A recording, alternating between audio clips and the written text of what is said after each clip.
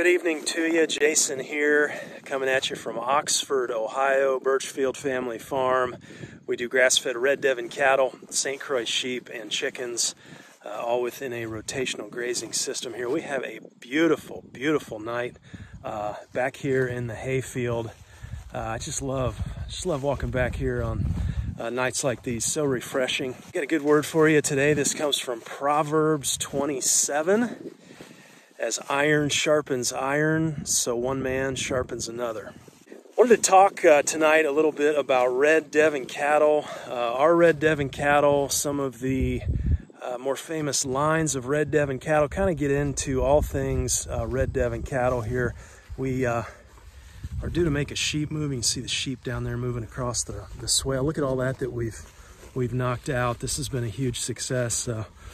Those of you know that have been following, but those are our St. Croix sheep eating back our ditch grass down in there, making meat, milk, and more sheep off of nasty grass. Tonight, Red Devon cattle, let's get into it. A deep, rich history with the Red Devon breed. So in 1627, it's debatable, some say 1623, the Pilgrim ship called Charity brought the first Red Devon cattle to North America. They transported 3 heifers and a bull. Pilgrim memorials relate that in 1627, Captain Edward Winslow, and I quote, hath sold unto Captain Miles Standish his 6th share in the red cow, end quote. Records also indicate that in addition to being employed as draft beasts on the Oregon Trail, George Washington preferred the breed, also known as Ruby Reds. He had as many as 166 head in 1765 at Mount Vernon, where they were undoubtedly used for triple purpose, and that would be meat, milk, and draft animals. Red Devon cattle are native to southeast England, where it is cold and wet, and it's pretty daggone harsh if you're a cow. But that's really where the breed learned to thrive, is in that harsh environment. The American feedlot paradigm was introduced in 1948, and within 15 years, cattle that could finish well on grass had all but disappeared. In the 1950s, in America, producers learned that Red Devon were not a fit in their feedlots because they produced too much fat when fed grain. The feedlots want tall, framey cattle. They want to pin them up. They want to run them up to their hocks in muddy excrement. But the purpose is to put them on grain, put on that weight for 120 to 150 days. Pretty easy when you have cheap energy and cheap grain. So consequently, with booming industry and with the feedlots, cheap energy and grain, the market for triple purpose cattle and grass-fed genetics had just about disappeared, in the around the 1950s. Actually, in 2002, the Red Devon became listed as a critically rare breed with fewer than 200 registered animals in existence. They thrive in rough forage found on hills, high valleys, and mountainous regions. Their hardiness and ability to thrive on rough forage is really what makes them an excellent choice for grass-fed production. Red Devons have the thickest hides of all the cattle breeds, which helps them resist parasites and remain resilient to temperature changes. Red Devon's history as milk and meat animals have provided it with very good maternal abilities, and the genetics are remarkably pure and really largely untouched since the emergence of those grain feedlots back in the 1950s, which makes them a superb animal for grass-fed and grass-finishing operations. In 1975, a gentleman by the name of Ken McDowell purchased 35 Red Devons, and for almost 30 years worked them, developing his herd in New Zealand, and he developed a breed of Red Devon known as Rotokawa. A simple search of Rotokawa cattle, specifically Rotokawa bulls, Rotokawa 93 and his sire Rotokawa 688 will not leave you disappointed, I promise. In 2002, Ken's work caught the eye of American cattleman Gerald Fry, who explained he was on a mission to find the world's best Red Devon cattle. In 2008, investors, I believe including Fry, got together and spent almost $1.3 million to fly 89 Rotokawa Devon back to the States here from New Zealand to Los Angeles. It took two 747s and special two-story crates. It took them 14 hours to make that flight. 45 days in quarantine in California, and then 5 days being transported across the country to their new home in Massachusetts. Ultrasound scanners have been used to find cattle with the best quality prime cuts with intramuscular fat raised on 100% grass. They found Rotokawa bulls consistently produce 3 to 5% more meat in the high value cuts, which equates to several $100s more in meat sales per animal when you compare to other breeds. The average eye fillet of all cattle breeds weighed in at 12 pounds, while the eye fillet of Rotokawa Devon bulls of similar age and weight was closer to 17 pounds. That's according to a meat processing study out of Montana. In the cattle industry, the ability of a bull to consistently pass on traits to its progeny is called prepotency. Rotokawa calves, even those bred to cows of other breeds, remain very similar to each other. They have a high prepotency, and there's an efficient transfer of grass into meat. Easy fleshing as they develop into well-muscled animals that produce tender marbled meat, again, on nothing but grass. I could put grain personally in front of my Devons, and they're not going to touch it. Now, is that because they're not used to it?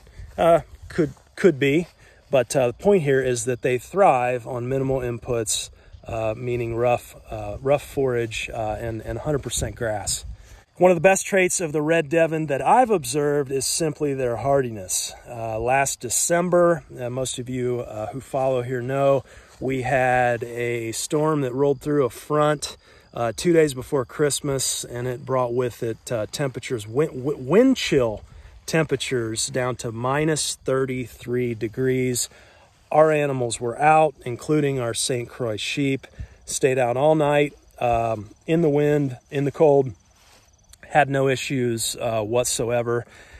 And, you know, they were largely unfazed and just continuing through that time to gain on marginal grass hay, even through that wintertime spell there. Red Devon cattle are moderately sized, but certainly not horsey big like the big conventional and expensive American breeds of cattle. Grain breeds, I should say. Mature bulls, Red Devon, can reach 2,000 pounds.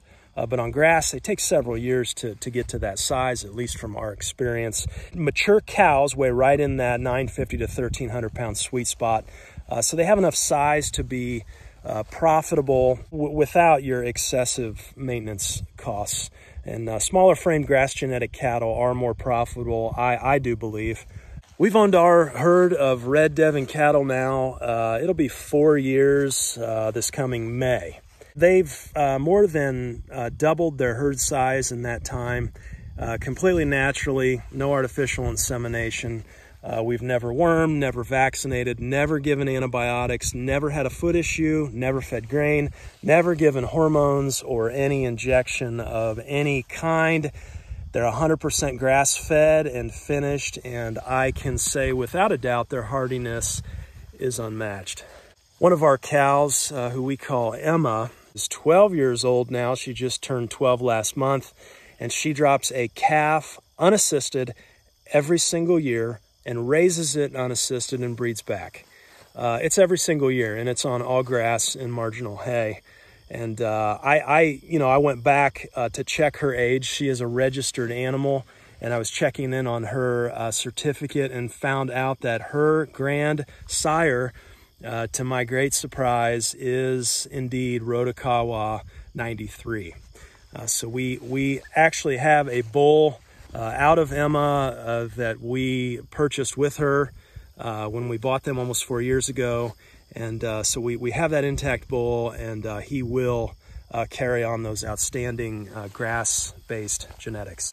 So Rotokawa Bull 688 was the sire of Rotokawa 93.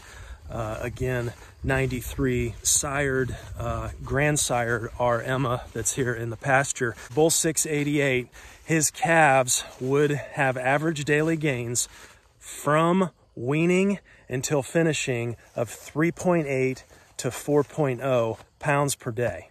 And his calves consistently finished all grass, okay, all grass, no grain, at 15 to 18 months of age. I love Teddy Gentry.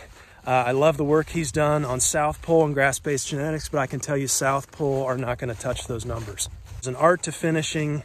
There's an art to rotation, you know, as we're finding out, and those of you who follow know. And, you know, we're not even 4 years into this, and so we're still learning a lot. You know, I'm leaning more towards, you know, not necessarily placing lots and lots of emphasis on a breed, but more so placing emphasis on how they're raised. And so when you give them the appropriate environment and the appropriate feed, they will do amazing things for you. We've seen that already. I am a believer in grass-based genetics, though, and I think it can be very, very challenging if you're going to be a grass-fed producer to take a long, leggy animal like a Hereford or Angus, who are going to be less profitable than your smaller frame breeds, and try and finish those out on grass. You talk to producers around here, I've talked to butcher shops, and they're going to tell you you're going to struggle to put on the fat that you need with those more conventional breeds. So maybe you're somebody looking to get into grass-based genetics on the cattle. If so, I very much believe Red Devon are a diamond buried in the rough. Rotokawa line was proof that it can be done, and it can be done well and efficiently with resiliency as well. Thanks for watching today. Thanks for hanging with me back here in the hayfield. Be blessed today and be at peace. Take care.